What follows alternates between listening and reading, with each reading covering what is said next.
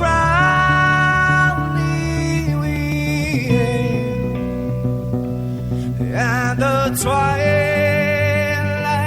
lies gleaming, whose broad stripes and bright stars through the perilous fight. Oh, the ramparts we watched were so gallantly streaming, and the rockets rattling, the bombs bursting in air, gave proof through the night that our flag was still there.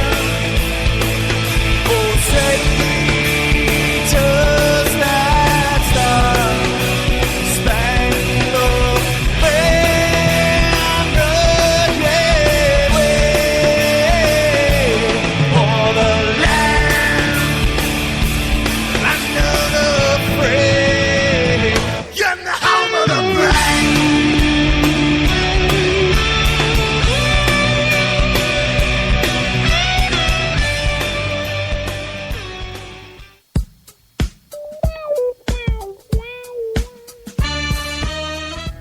Don't be afraid, this is a low fat, and you are listening to HonestAnswerRadio.com. Now, where is the egg roll you guys promised me?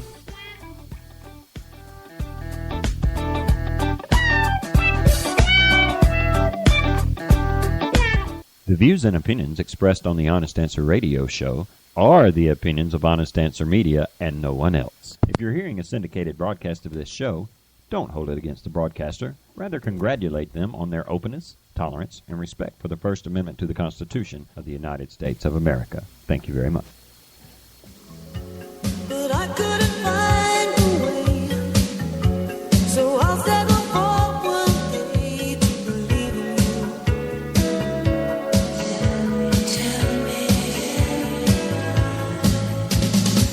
Tell me lies, tell me sweet little lies. Tell me lies. Oh no, no, you can't disguise. You can't disguise. Tell me lies, tell me sweet little lies.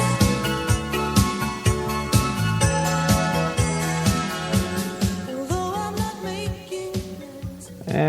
Welcome. One more time to Honest Answer Radio here on HonestAnswerRadio.com, where we're kicking the mainstream media in the teeth every chance we get. This your first time listening to us, I'm going to be the Marty half of your dynamic hosting duo on this Thursday edition of Honest Answer Radio. And since it's Thursday, I guess I'm going to be the Casey half. Did you say, and since it's Thursday, are you Sorry. drunk? I've got a lifesaver in my mouth. You sure you're not drunk? Well, no. I mean, Oh. I'm sure I haven't drank anything, but man, okay. you know, I tell myself I'm not drunk, but then I told myself if I liked my plan, I could keep it. Yeah, speaking of the plan, man, we're coming down to the wire here. We've got to see, this is the 27th. We got, 4 more days until you are going to be in the penalty phase if you have not signed up for Obamacare yet. Or excuse me, that really torques Nancy Pelosi off when I say, when people call it that. It's the Affordable Care Act. Affordable, she Yeah. says. Yeah. Well, Of course, the thing is, I think I just told a lie, though, because you really don't have 4 more days. no, you've got an extension, which, by the way, just for the record, let's note that our local newspaper of record actually made a note about this little extension. It was about a 3 column inches long, buried on page 5. It was above the fold. Well, now look, But- I don't know what this is. I don't know what's happening. I am very, very confused here, because the president says, I'm not allowing another extension for the Affordable Care Act. Kathleen Sebelius says this is not an extension. And Harry Reid says that we're allowing an extension. Well, I'll let Harry explain. Yeah, let's let Harry explain. But there's so many different ways of looking at this. You know, last Sunday, all of the Sunday shows, they were saying we're not going to allow another extension. But now, according to the White House, if you don't get signed up by the 31st, don't worry about it, because they're going to give you until the middle of April to get signed up. Now, is that an extension or is it not?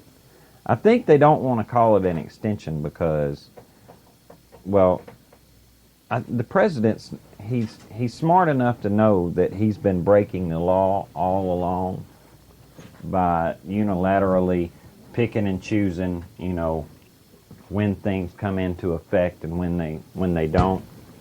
You know, I feel pretty sure that he's just tired of hearing the talking heads giving him grief about picking and choosing how to enforce the law.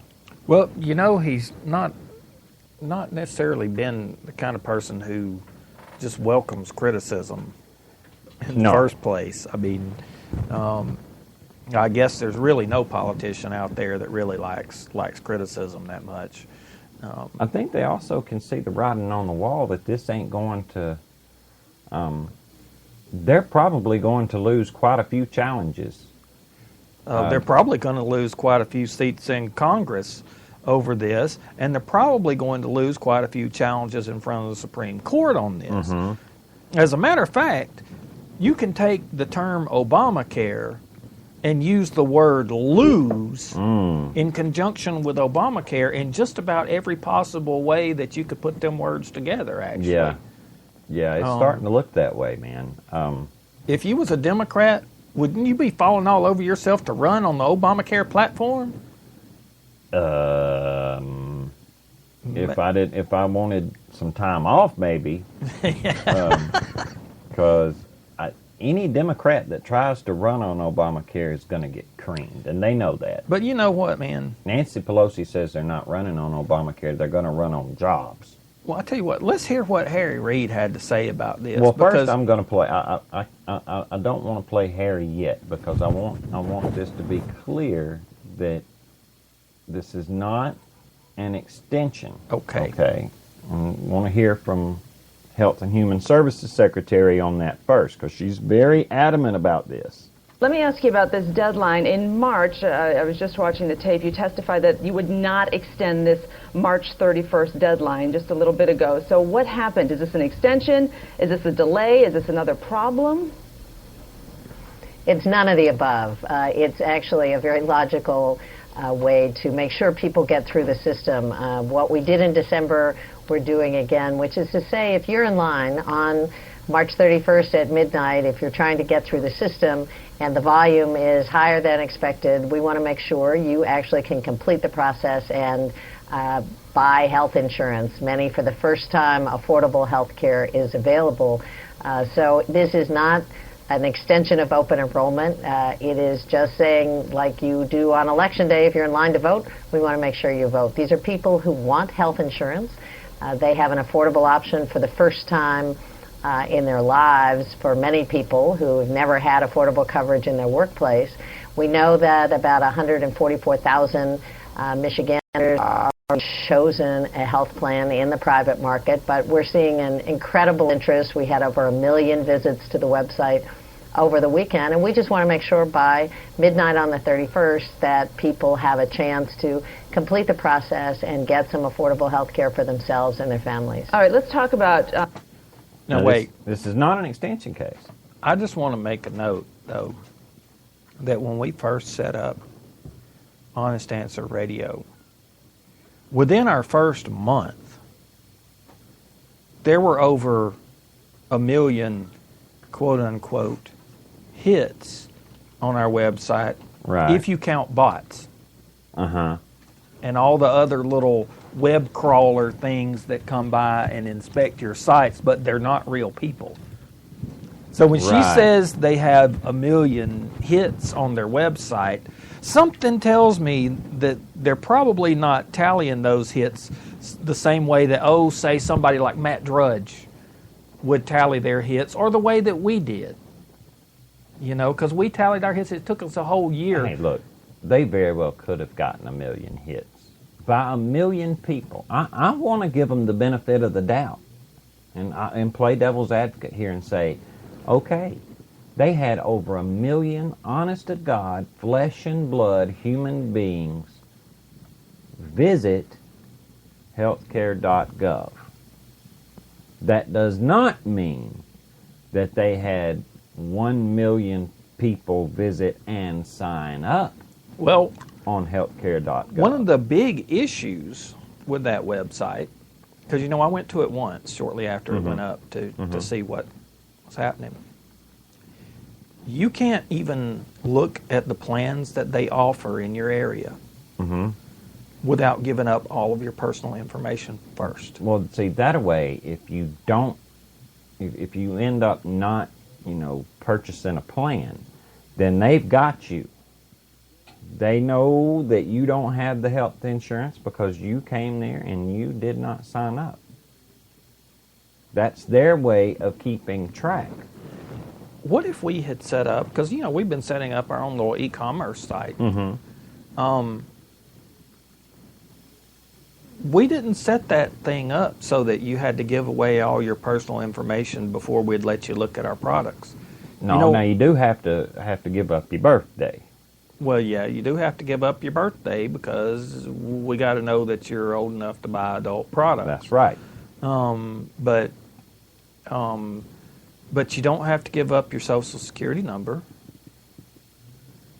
You don't have to give up your credit card number. You don't have to give up your banking information. You don't have to give up information on any other member of your family. Really?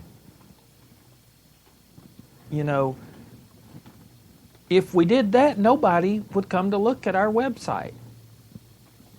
Well, I don't know, dude. They've had quite a few go look. I mean, But they still can't tell you how many people actually paid. now they're saying they've had over 6 million. A couple of weeks ago it was 5 million. Now they're saying they've had over 6 million sign up, which is still short of the 7 million target. But that doesn't necessarily mean, see, that whole sign up thing, saying they've had like 5, 6 million, whatever the number is, sign up. Again, that is not the same thing as how many people are actually enrolled and paying for a health care plan. They're very careful about how they word these things so that it can appear to the general public that this thing is an overwhelming success. And what does Kathleen Sebelius mean by being in line? Well, she used that voting booth analogy. And she's absolutely right. If you're in line to vote and they close the polls, they will go ahead and let you vote. What they don't do is leave that poll open for another 15 days. See, they know that it is against the law for them to just arbitrarily extend deadlines and choose who gets to do. They know that they've been breaking the law all along, and it's really starting to creep up on them. Now's when it's getting time to where they're going to get caught. So she says it's not an extension.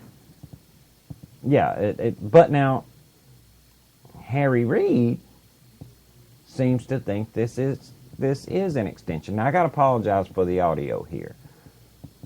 I tried recording this from 4 or 5 different places, and Harry's got such a weaselly, wimpy little voice that it records very low.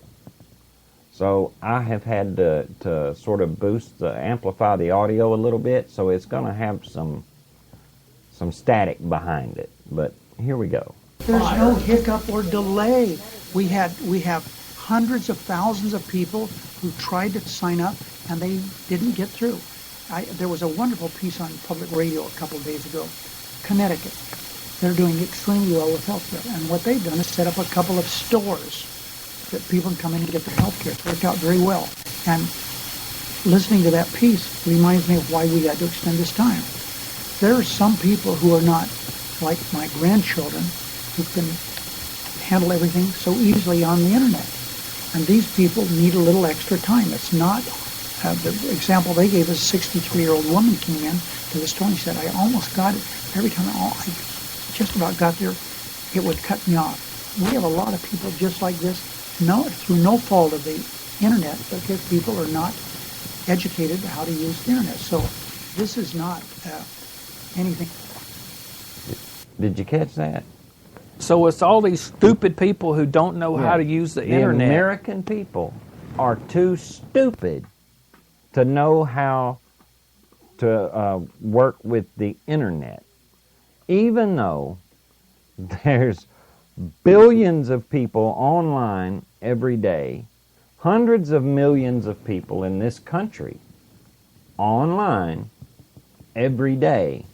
Somehow or another, they're just too stupid in Harry Reid's eyes to know how the internet works. They're not educated So enough. this is a stupid extension. That's it. If you qualify under the stupid category, then you can receive an extension from the Obama administration. I think that's what Harry's trying to say. Or maybe he's trying to say that their website is too convoluted and clunky and crappy that you need a college education in computer science to be able to navigate it. No, man, no. Look, they spent billions of our dollars getting that website developed. Now, using only the finest low-bid contractors that they could find. Right. No, they didn't. Oh, no. No. That's right. They kind of gave Sort of just gave it away, yeah. to cronies. And Yeah. Okay. Whoops. And you know what? I'm not going to make an excuse for him. I think Harry said just what Harry meant.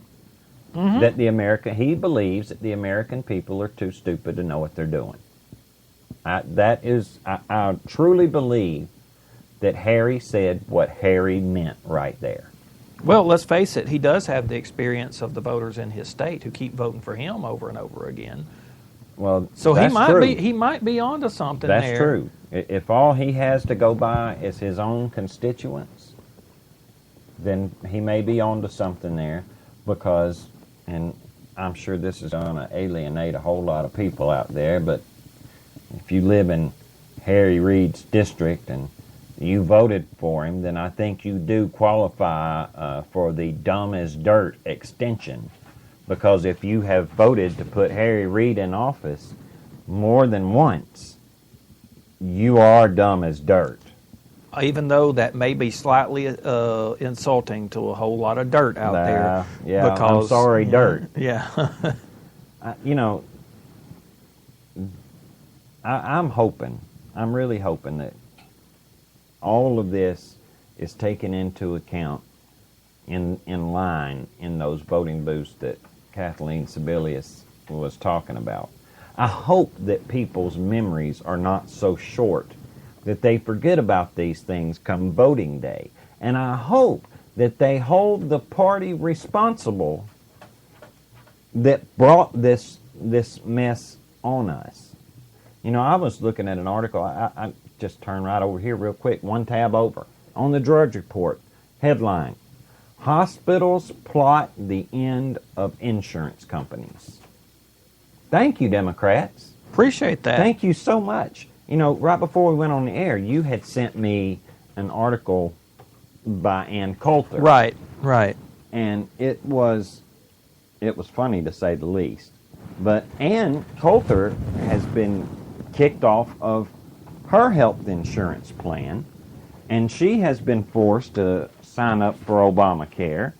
And her main complaint is that she can't seem to find a plan that would be accepted by a hospital that she would want to go to. That apparently, she says that all of the hospitals accepted by Obamacare in her area also do shoe repair. Yeah. You know, and Ann makes enough money that she can afford the platinum plan. She was looking up the most expensive plan that was offered and still can't get to the hospitals or the hospital that she would prefer if she had something, you know, God forbid, life-threatening happen to her. So let me get this straight. She liked her plan that she had, but she couldn't keep it. Because it was made illegal. Illegal. But she says she doesn't want to call that plan illegal. She prefers the term undocumented. Right. So she had an undocumented plan, which she was not allowed to keep. Now, I guess that she likes the doctors at that particular hospital, but she can't go see them. Right. Even though she was promised that if she liked her doctors, she would be able to keep them. And if she liked her plan, she would be able to keep it. You know, what they didn't say was, if you like your hospital, you'll be able to keep it. So they can get by with that one. Now, see, Ann Coulter is a funny woman. And so she made her article, and what's it, AnnCoulter.com, right? I believe so, yeah. Okay. You know, Ann is funny. She uses humor to get her point across. But this isn't funny. No, this is a very serious situation here, man. Because, you know, I'm sure there's some liberals out there who are gloating because this has happened to them. But you know what? You'll be laughing out the other side of your face when you get your cancellation notice, and you will get one. You know, there's some people on Facebook. There's one dipwad in particular that just loves to put these sarcastic comments in anything that Tina posts. All right? Yeah. And he loves to say over and over again that he hasn't been affected in a bad way by Obamacare at all. And that he's just grateful that he has been able to get insurance that he could afford. So that puts him in the same category as Harry Reid, that says anybody that says they're having problems with Obamacare is just lying. That is the attitude that the liberals, or might as well say the Democrats, are taking on Obamacare.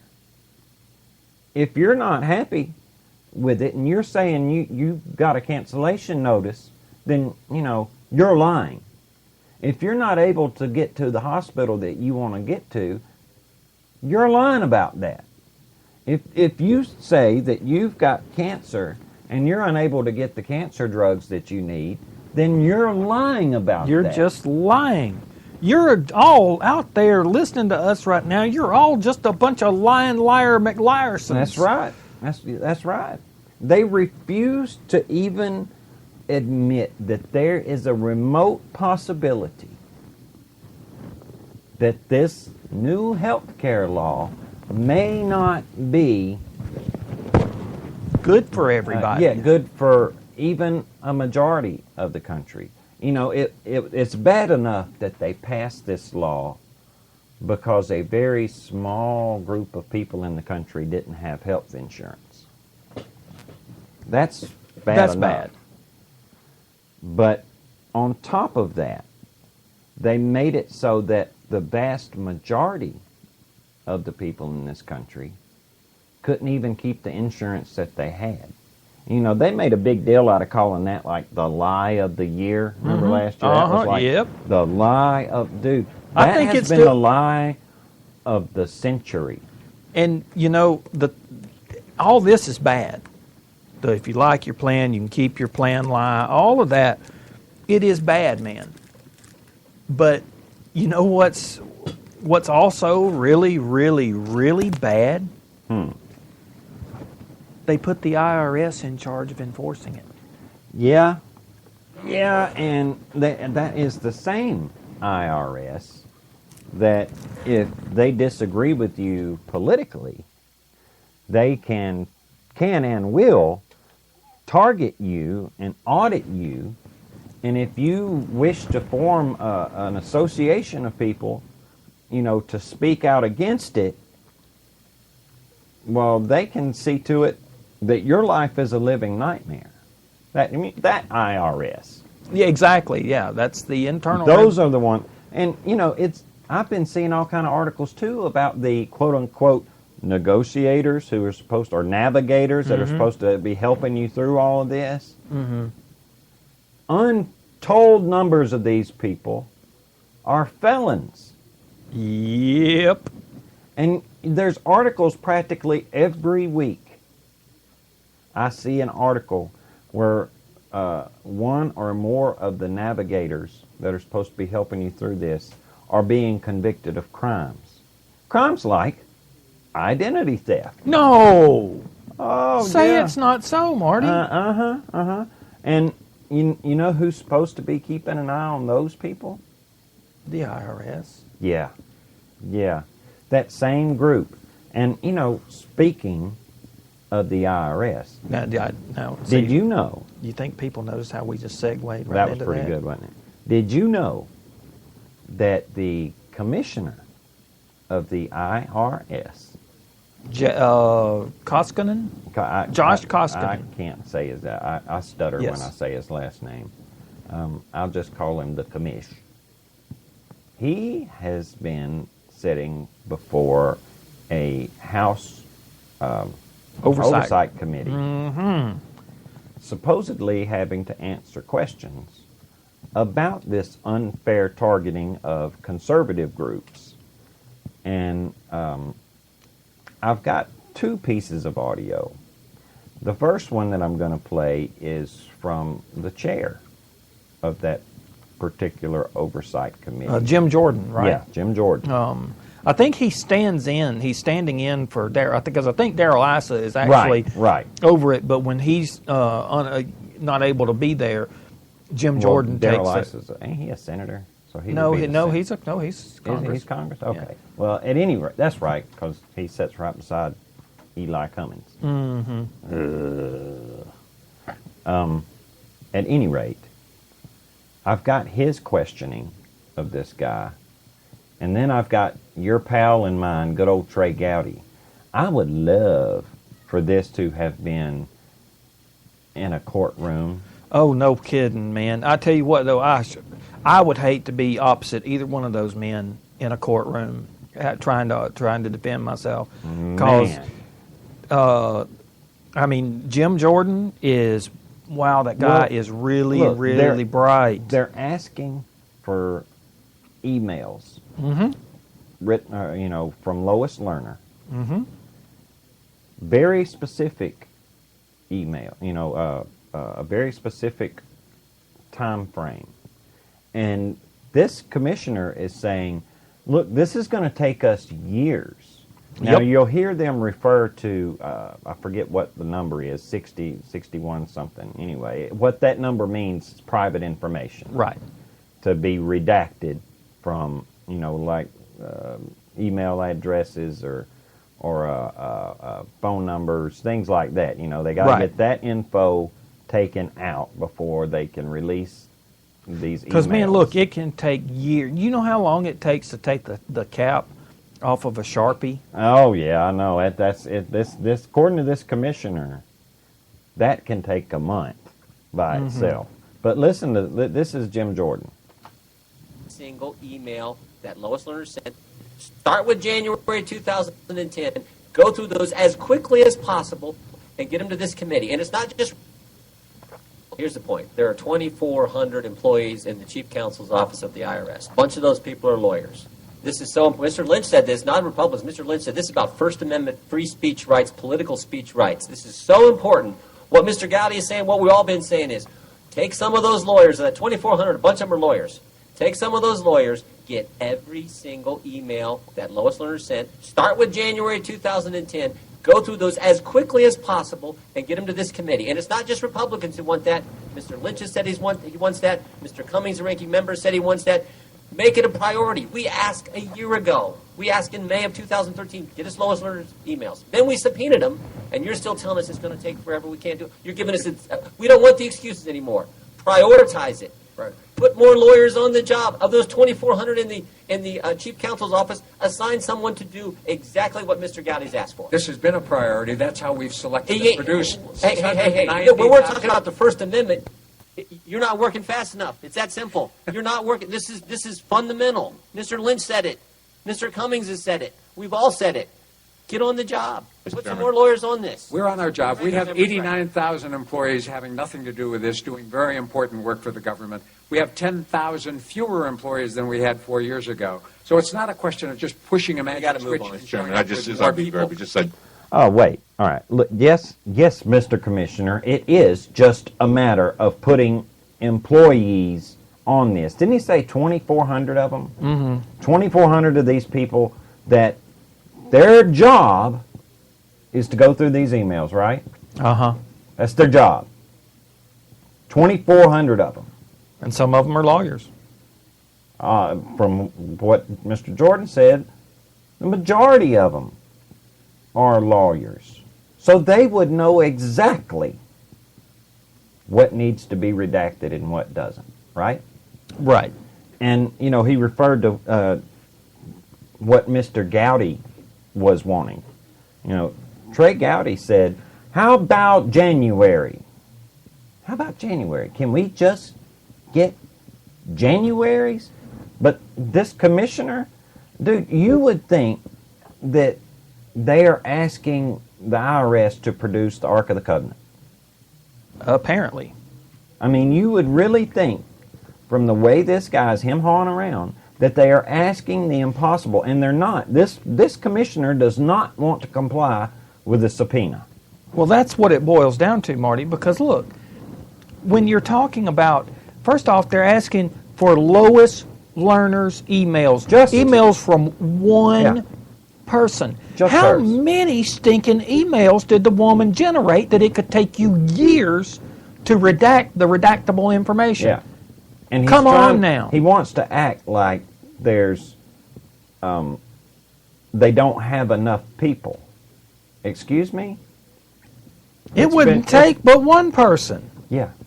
I guarantee you, you or I, if they just explained what needed to be redacted and what didn't, just you and I, by ourselves, could go through a year's worth of emails in 6 months.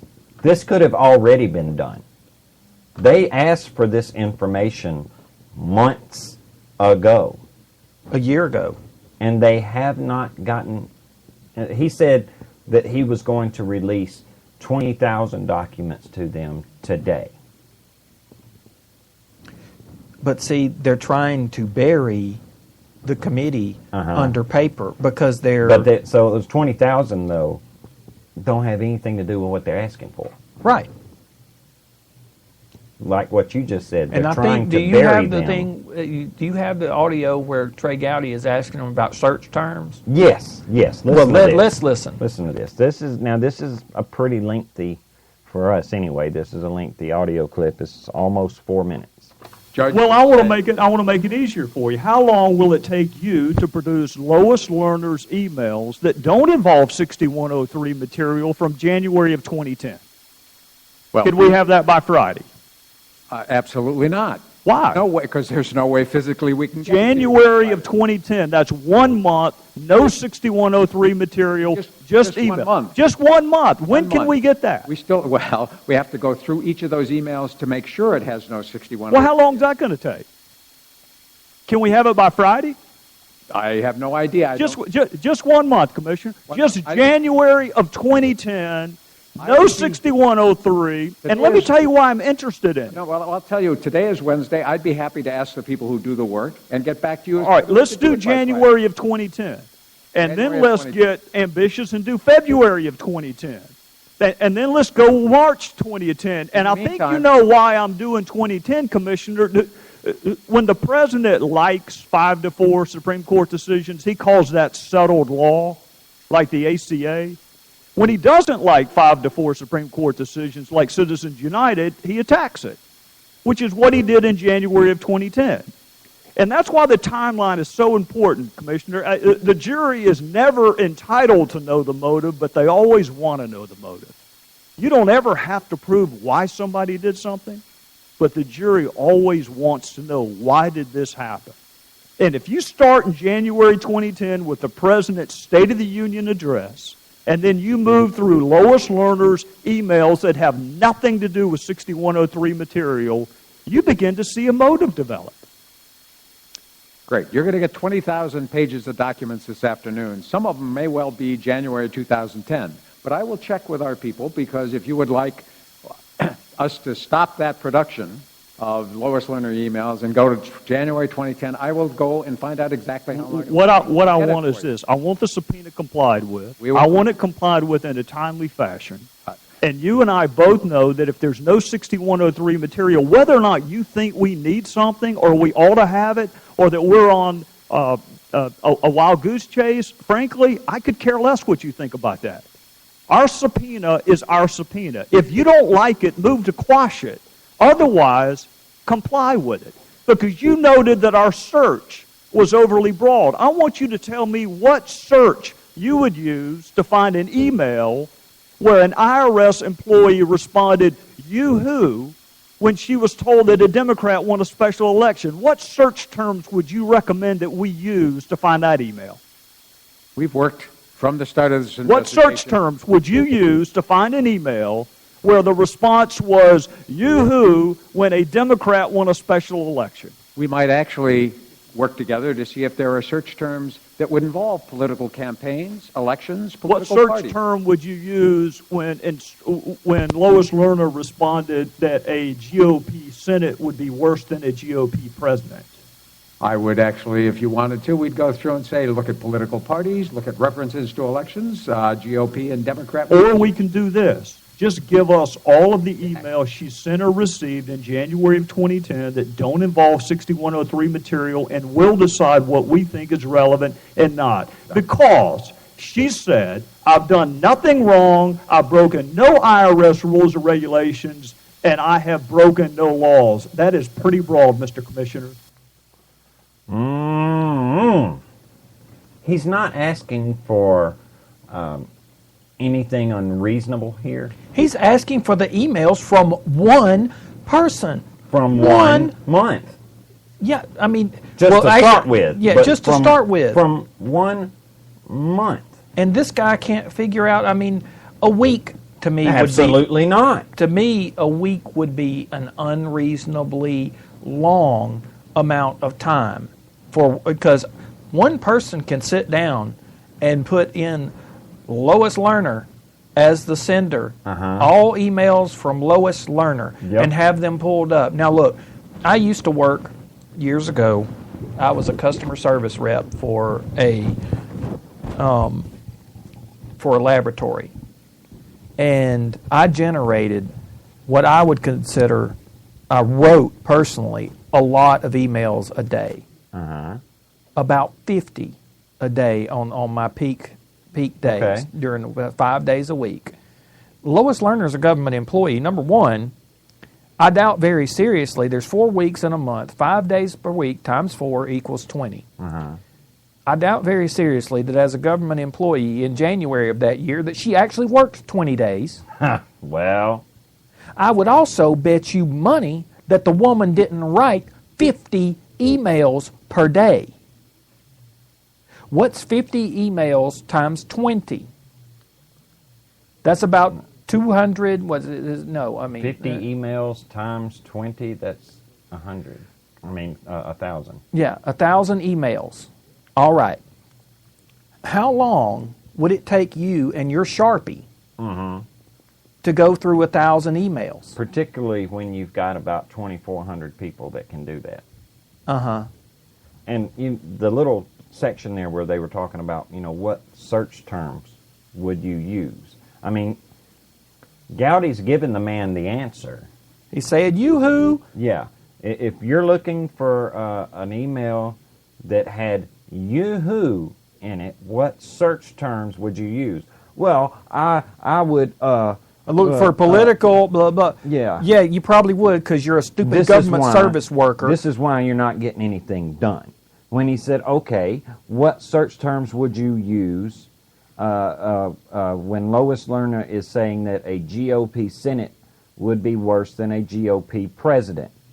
And he's saying GOP, he's putting emphasis on GOP.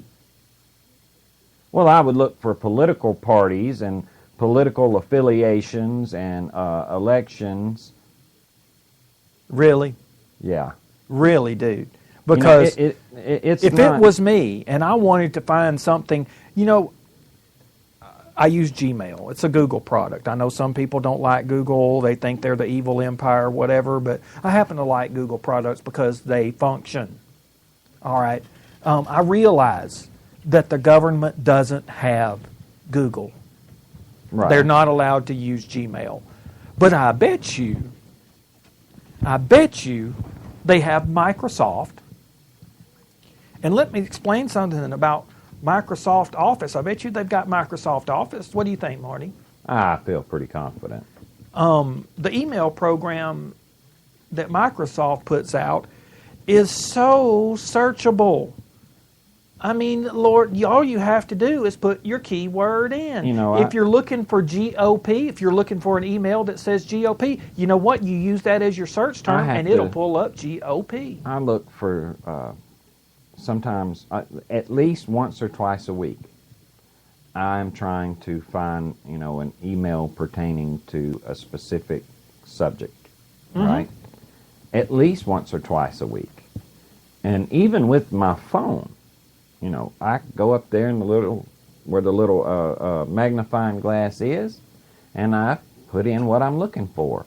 And do you know that every single email that I've got, whether I sent it or received it, where that specific term has been used, it pops right on up.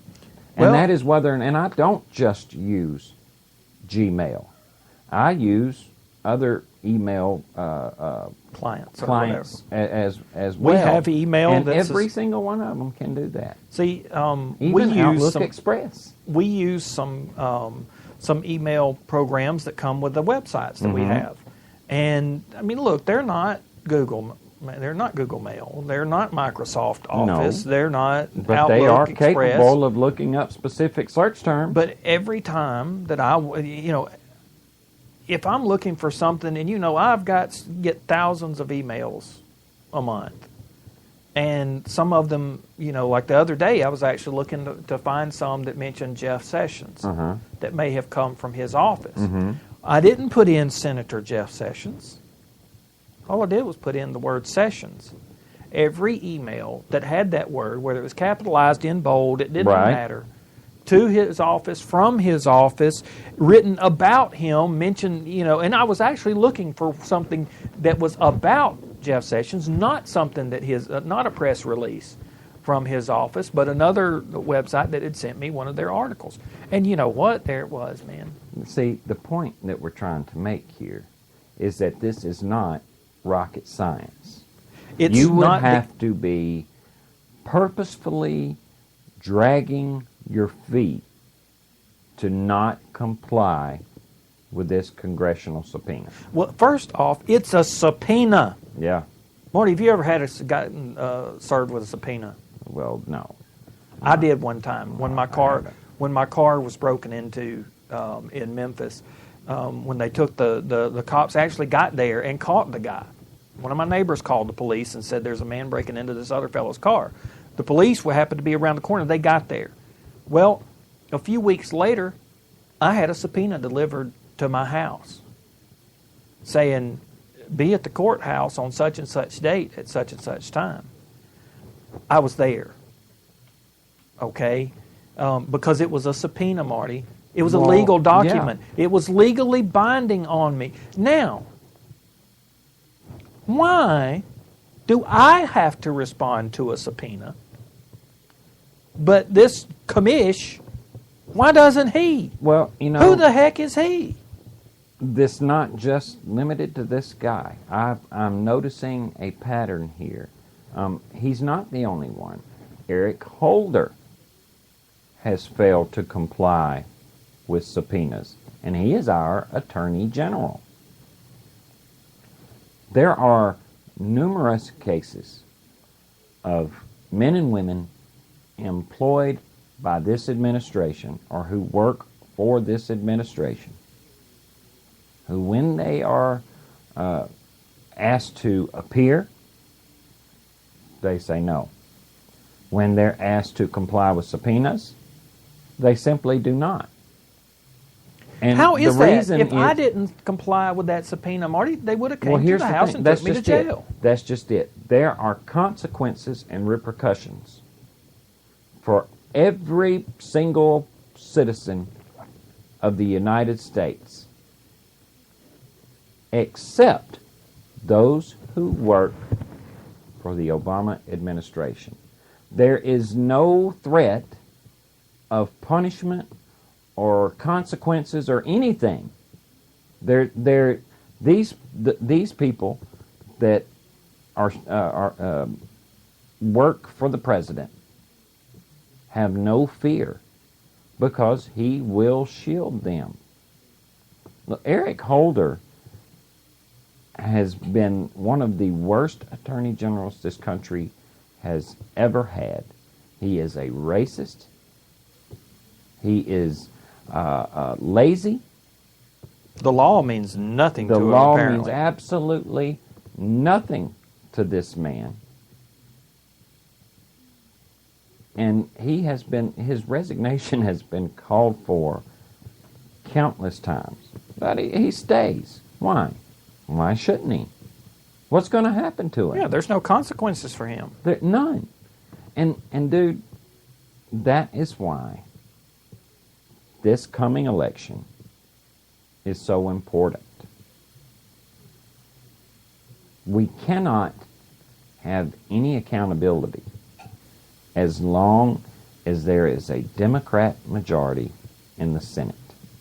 Well, you know, Lois Lerner was dead on the money when she said a GOP House and Senate would be way more dangerous to the Democrats and the people who work for the Obama administration than a GOP president.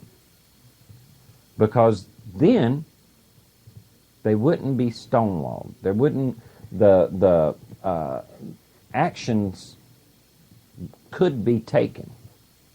You know, I've been talking to a lot of people about this upcoming election this year. And what scares me is I'm still hearing, well, it doesn't make any difference anyway. Look, they're going to do what they want to do no matter what. That's crap. My vote doesn't matter. That's crap. I'm sick of voting.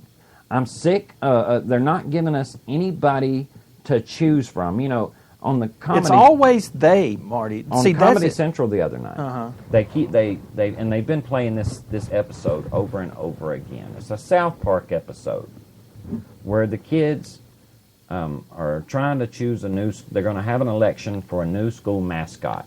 They get to choose between a giant douchebag and a crap sandwich. Right. And I get where those creators of South Park are going here. That, you know, gee, your choices are a douchebag and a crap sandwich. I mean, why would anybody want to vote? Look, man, there are times when a crap sandwich would be preferable over the douchebag. And you just have to go for that. No matter what you may think about whether or not elections are important, I think we have real evidence now that votes matter? Well, because we have the Democrat majority in the Senate that stonewalls everything that the Republican House does. Mm-hmm. Well, we had a Democrat supermajority when That Obama stuck took us office. with Obamacare. That's right. We now have very real repercussions for people not getting out and voting. Those of you who are 2012 trying, look, those of you out there who are trying to get your Medicare benefits or Medicaid, thank the Democrats. Thank yourself. If you didn't vote, you have yourself to thank for the situation that you find yourself in, trying to apply for Medicare or Medicaid, and why it takes them so long to get your benefits through. You know why? Because the rolls for both of those programs have skyrocketed. There are more and more claims in front of yours because you didn't vote in the last election, and you didn't vote for anybody who would try and get those backlogs cleared out, and you didn't vote for somebody who would keep Obamacare. Hey man, 6 years ago. Here's a very real statistic. If you're out there and you're listening to us right now and you have a Social Security or disability claim pending, here's a very real consequence of not voting or for being stupid enough to vote for Obama twice, however you want to put it. 6 years ago, the average wait time for a hearing for your Social Security or disability benefits, 2 years. 2 years. That's all. Now, granted, that's still a long wait, but in that 2-year process, you would have already been turned down 3 times, and you would have gotten a hearing in 2 years. You know what the average wait time is now? About 6. Yeah, between 5 and 6 years. It is a direct result of policies set forth by the Obama administration. This backlog is a direct result of Obama being elected president. Well, and I can say that because, oddly enough, none of this happened until Obama was president. See, elections matter. Votes matter. Look, we had the choice between the crap sandwich and the douchebag. Okay. 7 million stayed home. And didn't vote. So we got the douchebag. Yeah. 7 million registered Republicans stayed home and did not vote. The president won his election by just over 1 million votes. And see, if we'd had a Republican president and a Republican House and a Democratic Senate, things would be different. Very different. For starters, we may not have the crap sandwich that is Obamacare. Well, we wouldn't have Eric Holder as backing an Attorney up. General. That's right. Yeah, see, that's the thing. Okay, you look at IRS, oh, well, that's a civil service type of thing. Well, if we had a Republican president and a Republican Attorney General go into the IRS saying, if you don't comply with this subpoena, you're going to jail. Yep. But Eric Holder, see, he still works for Obama. He doesn't work for you and me. That's right. He works for Obama. We've already figured that much out. So he should be going to the IRS right now and saying, comply with this subpoena or I will prosecute you. Because I have to. It's federal law. You know. But he's not doing that. Neither Casey nor I are Republicans. We're not. I don't care what anybody wants to call us. We're not a Republican. But I can guarantee you that if my choice in this election is either a Republican or a Democrat, I'm going to vote for the Republican. I'm going to have to hold my nose. Yeah. For a lot of these guys. If Chris Christie was the only choice I had over Hillary Clinton right now, I would hold my nose and vote for Chris Christie. And that's some harsh words because I can't stand him, but I'd have to do it too. I was not a huge Mitt Romney fan. But I sure preferred Mitt Romney 1,000 times to what we've got right now. Because we already had 4 years of it. That's right. Look, these elections matter. This one coming up is going to be more important than the presidential election of 2016. That's right. We have some very real issues at stake here in this election. And if you're sitting out there and you're just mad because you don't like the choices that are offered to you, suck it up, Buttercup. Suck it up. Because, number one, you haven't been out there trying to provide a better candidate than what you've got. If you're out there and you're unhappy with the choices and you've been working your butt off to find a candidate that you like and get them signed up and gone door to door, well, you know what? I'm patting you on the back because it's not an easy job, and you deserve to be recognized for getting out there and trying to make a difference in the political scene and try to get yourself a better choice. But those of you complaining, those and of you who vote, yeah, I have no sympathy for you. None. Not even a little bit. If you're still complaining and still unwilling to go vote, I have less sympathy for you than the people that voted for Barack Obama and his cronies to begin with. Way less. All right, dude. I'm sorry, but we are at the end of the rainbow. Time flies when you're mad, don't it? It does. But before we go, I've got one more piece of audio. Because I wanted to leave us on a high note tonight. And I have found a campaign ad that I am absolutely in love with. This is a Republican Senate candidate for the state of Ohio. Her name is Joni Ernst. If I was in Ohio, this woman would get my vote today just based off this campaign ad. Let's hear it. I'm Joni Ernst. I grew up castrating hogs on an Iowa farm. So when I get to Washington, I'll know how to cut pork. Joni Ernst, mother, soldier, conservative. My parents taught us to live within our means. It's time to force Washington to do the same. To cut wasteful spending, repeal Obamacare, and balance the budget. I'm Joni Ernst, and I approve this message because Washington's full of big spenders. Let's make them squeal. She grew up castrating hogs, so she knows how to cut pork. I love it. I love that woman, man. That by far has got to be campaign ad of the year. No kidding. I mean, that is beautiful.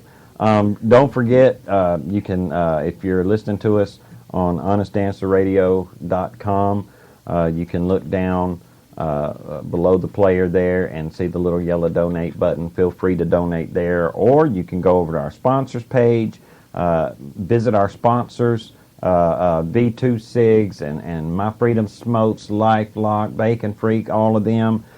Also, do not forget that this is Thursday. That means tomorrow is the last day of Vapor South 10% off grand opening sale. That's right. If you want to take advantage of getting 10% off some of the best e-liquid on the market, you've only got just a couple of more days to do that. And, you know, I didn't give it away, but last night I had sold some e-liquid to somebody, and man, I thought they was going to cry. They were so happy with what they were getting. They wanted the pralines and cream. Right. And, you know, I'm just saying, it's so good, it'll bring tears to your eyes. So, get over to Vapors South, that's VAPORS SOUTH, vaporssouth.com. I'm telling you, man, if you're trying to quit smoking, the e-cigarette is the only way to fly. And if you're going to use an e-cigarette, you may as well put some of the best tasting e-liquid on the market in that thing, man. And that's ours. Look, and you can say I'm biased if you want to, but I know what I like. And we shopped the market before we started making this stuff ourselves.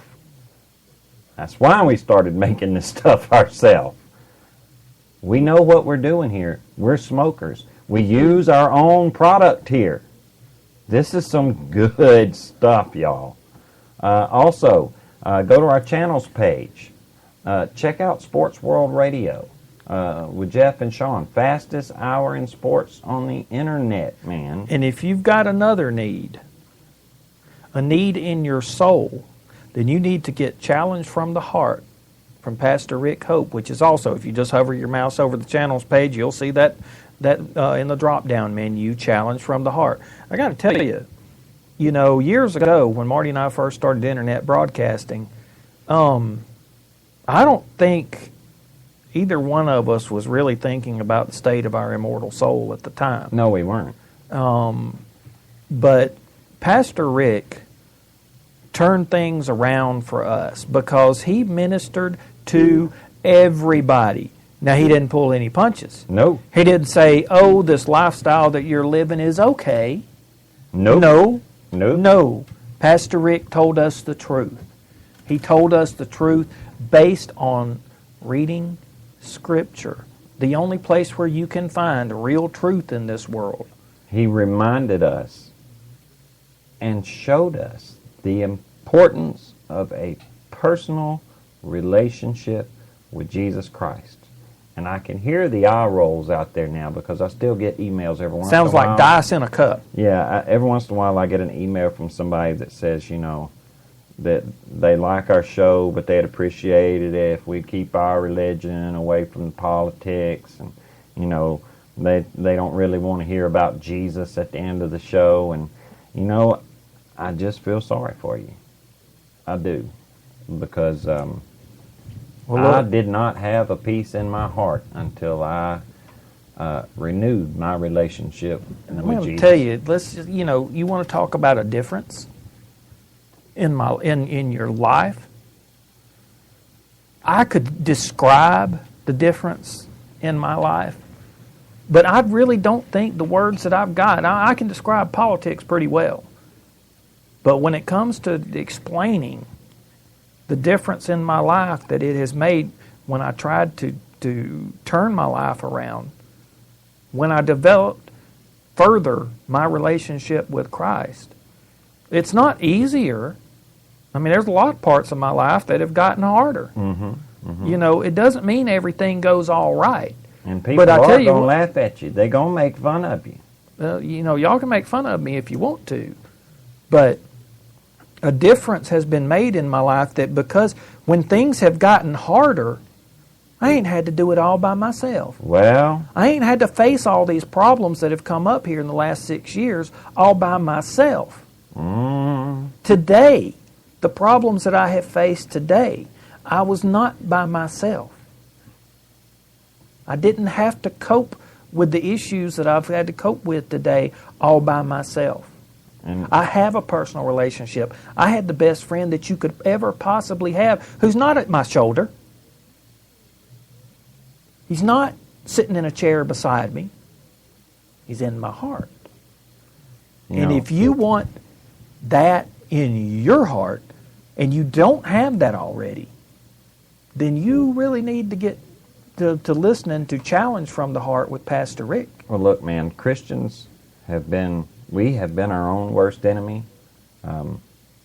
We've not been the best example of what being a Christian really means. It means to be Christ-like. It means to follow Christ's example and to live as He would have lived. And I'll go out on a limb and say that there's a whole lot of Christians out there that just have not even tried to live by Christ's example. I'm pointing that finger at me, Jack. But one thing I can say with certainty is that Rick Hope does a pretty darn good job of that. And the example that he lives and led and showed to me and Casey is part of what got us back on that track to begin with. And you would only be doing yourself a favor by giving Rick Hope a listen. If you don't have that relationship with Jesus Christ, Rick Hope can introduce you. If you do have a relationship with Jesus Christ, then Rick Hope can help you strengthen it. Challenge from the heart. Also, another good friend of the show, goingbeyondradio.com. Boy, I tell you They've what got now. some internet radio for you, too. They've got spiritual shows. They sure do. On Going Beyond Radio. They've got paranormal shows, sports shows, tech shows, geek shows, you name it, and they're on just about every internet radio format on the market. Tuned In, Blueberry, Roku, Live 365, Shoutcast, iTunes. Woo! And one more thing before we get off the air.